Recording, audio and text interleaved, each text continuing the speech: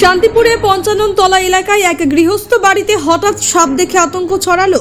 আজ দুপুরে পরিবারের লোকজন ঘরের মধ্যে একটি সাপ দেখতে পান। মুহূর্তের মধ্যে ভয় ছড়িয়ে পড়ে গোটা পরিবারে।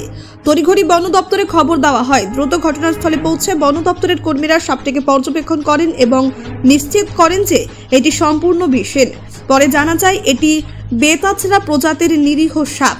প্রথমে আতঙ্কিত হলেও বন দপ্তরের কর্মীদের আশ্বস্ত করার পর পরিবারের সদস্যরা স্বস্তি পান। বন দপ্তরের কর্মকর্তারা জানান, প্রাকৃতিক পরিবেশ সংকুচিত হওয়ার কারণে নিরীহ সাপরা প্রায়শই লোকালয়ে ঢুকে পড়ে। পরিবারের এক সদস্য জানান, প্রথমে খুব ভয় পেয়েছিলাম, তবে বন দপ্তরের কর্মীরা এসে আমাদের বোঝান যে এটি ক্ষতিকর নয়। পরে স্বস্তি পায়। বন দপ্তরের কর্মীরা সাপটিকে ধরে নিরাপদ স্থানে ছেড়ে দেন এবং স্থানীয়দের সচেতন থাকার পরামর্শ দেন। Bureau report, Bangla digital TV. বাড়িতে সাপ ছিল, বন দপ্তরে ফোন করেছিলেন? হ্যাঁ, ব্যাপারটা হয়েছে ঘন্টা দুয়েক আগে আমিও দোকানে ছিলাম। বাড়িতে আমার ছেলে ফোন করে বলে সাপ ঢুকেছে। সাপ মানে একটা আতঙ্কের ব্যাপার।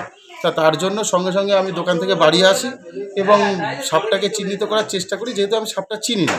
তাই বাড়ির লোকজন, বাচ্চা কাচ্চা আছে, বাড়িতে বাচ্চা আছে, শিশুরা আছে, আতঙ্কে ছিলাম। সঙ্গে সঙ্গে বন দপ্তরকে ফোন করি।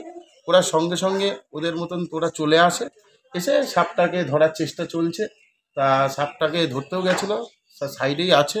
তা বন দপ্তর যেটা করার করবে, তাই বন দপ্তর আমাদের আশ্বাস দিয়েছে যে এটা বিষাক্ত কোনো সাপ নয়। তা বাড়ি থেকে সবাই একটা ভয়ে ছিল, সে আতঙ্ক থেকে আমরা মুক্ত হয়েছি। তবে বন দপ্তরকে ধন্যবাদ যে সঙ্গে সঙ্গে আসার জন্য। আপনার নাম?